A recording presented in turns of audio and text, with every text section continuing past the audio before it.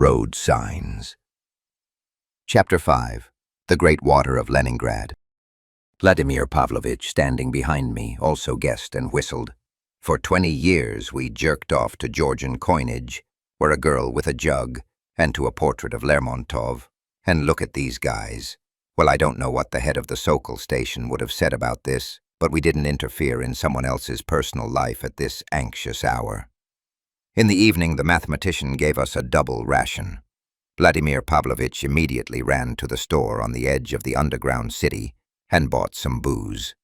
Everything was selling out quickly, like in the hour before the end, and he managed to grab just a little. "Now we just have to figure out how to get home," said the mathematician, and looked at me angrily. "Does anyone have any suggestions? And what proposals do we have? Steal the Smerch system from some military unit near the city, and break into Moscow along the famous E95 highway, which is now called something else, though. But where would you get this system, unless its location and current state are described in the magic book of the mathematician?" Intercepted us in a long corridor that ended in a ventilation shaft. There was no one here, of course. We had already passed the security post, but alarming voices were heard here through the muffled speakers of the announcement. A man who looked like a technologist came out from behind a steel door leading to some laboratories and led us into a room that resembled a closed communications center. That is, I did not ask unnecessary questions, but it was a control room, just as I imagined it. People in rather dirty, but still by their nature white coats, were working their magic at the control panel. They paid absolutely no attention to us. The control panel in front of them was illuminated. The lights on it were blinking, but some of them, having gone out, did not light up again. Vasilyevsky Island was lifelessly black. The Petrograd side showed no signs of life. The city center flared up and died out. Overwhelmed by this sight, I looked at Vladimir Pavlovich, but he only shrugged. The devil knows, as if to say, "What the hell is going on?" An old man in a white coat came out of the opposite door and began squinting at us. The door behind him remained open, and through it you could see a long tunnel disappearing into the darkness. I liked this old man, a typical eccentric professor, in a white coat and with a beard. "Hey, you Siskin, see the client," shouted the mathematician, and, pulling the cap off the bald girl's head, pushed Lena towards the old man. The old man first looked closely at her face, and then, crying, hugged her. The girl was taken inside, and the old man was handed a plastic suitcase from there. The mathematician was negotiating something with the old man, and I was thinking about the girl.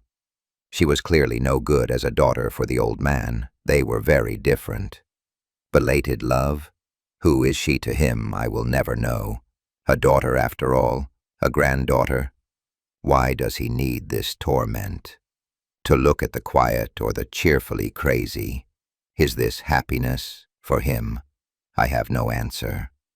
The mathematician opened this small suitcase, loudly clicking the locks, stuck his nose inside, and nodded. So, everything seemed to be fine.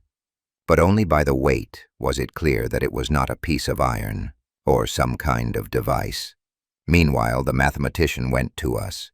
The old man and the girl were already walking along the corridor. He waved his hand as he walked, and we responded in kind. We left the room and wandered to our hole on the outskirts of the station. I went into the cabin and accidentally confused the door. In the room next door, some skinny guy in a virtual reality helmet was lying alone on a bunk. Although he was lying with his back to me, I guessed from his panting what he was doing. But our poet fell behind, and the next pass fell on him.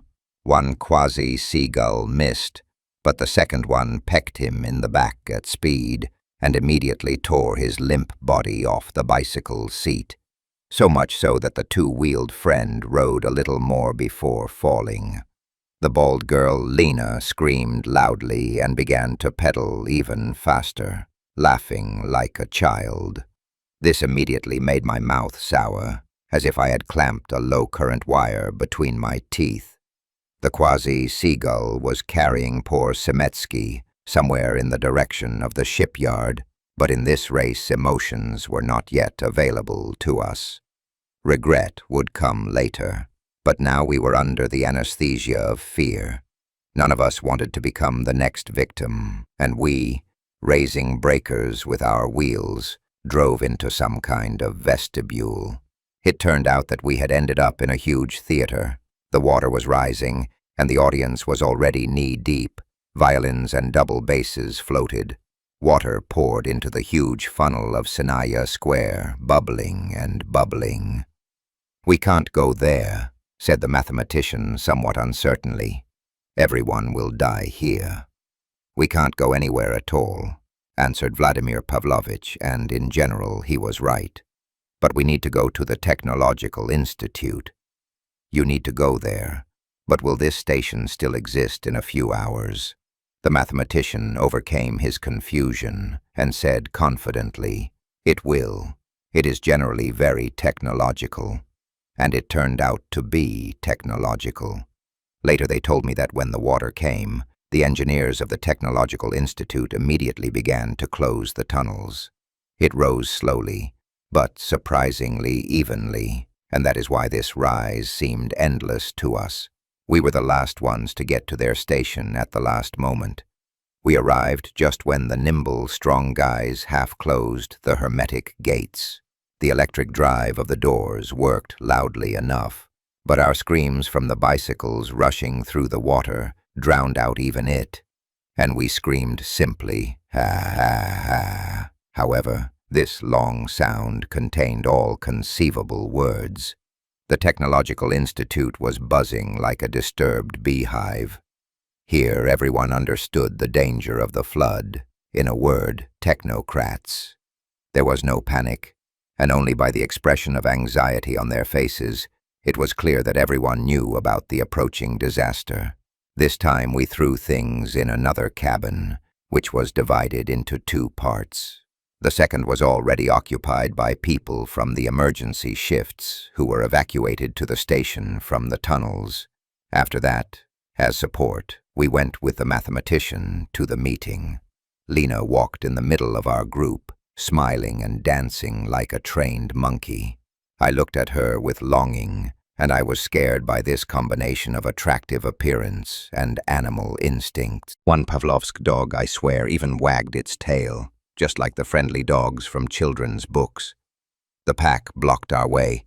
It stood in Kavarinsky Lane and looked at the water with curiosity. The water approached us slowly, with quiet steps, like the very guest who will live in our house forever. The dogs slowly retreated, and we backed away, dismounting from our two-wheeled vehicles. The water advanced, and the Pavlovsk dogs from time to time turned their muzzles to us, as if to say, "Compared to this, we are the same blood, right?" Then I realized that I knew this story from somewhere. Either I read it in an abandoned library, or someone told it to me. But the essence of the matter was that dogs with a developed conditioned reflex at the moment of flooding lose this reflex from fear, which returns them to their previous normal dog state. However, I had no desire to experiment with this flock. While I was thinking like this, the water reached what is called a curb in St. Petersburg. It was no fun to watch this, and we climbed back on our bikes and rode to the Lieutenant Schmidt Bridge. And on the left, over the flood, a gloomy rider galloped on a horse with a hole in his ass. On the other side, Truda Square was already flooded. The boulevard was flooded. The water reached the windows of the first floors, poured into the shops. The houses became smaller, shortened. We took the wrong direction and turned aside, crossing the Moika on the Potsaluyev Bridge. I glanced at my former windows on the third floor of the house directly opposite the bridge. Just like in childhood, they seemed huge. It's just a pity that I will never know, and will never find out who lived here later. There is no time to go up and take a look. I was already thinking of shouting to my fellow travelers and opened my mouth, but I couldn't shout. But the shout still hit my ears. It was the shout of the mathematician. He felt a new danger behind him and screamed like a cut man. A flock of quasi-seagulls was flying towards us from the Neva.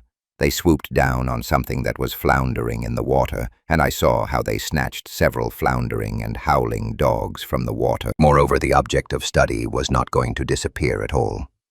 It was like a guest who everyone knows is a guest, and he knows it himself, but still takes a toothbrush and a towel out of his briefcase, then takes house slippers out of a special bag and starts changing, settling in more and more familiar and comfortable with each passing minute.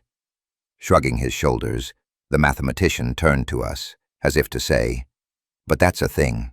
Even I'm surprised. What do you think about this?" At that moment I realized that our circle of reading might be diametrically opposed.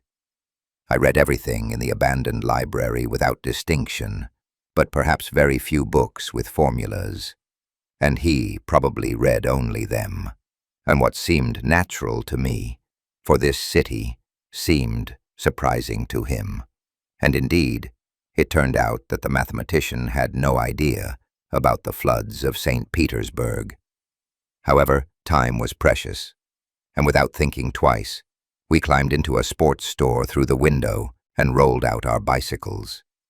Semetsky got the smallest one. Having driven along some alleys, we saw water again. However, we also saw a pack of Pavlov's dogs. Vladimir Pavlovich was about to pull the machine gun from behind his back, but he immediately understood, and understood first among us, that something had happened to these dogs. They were wet and sad.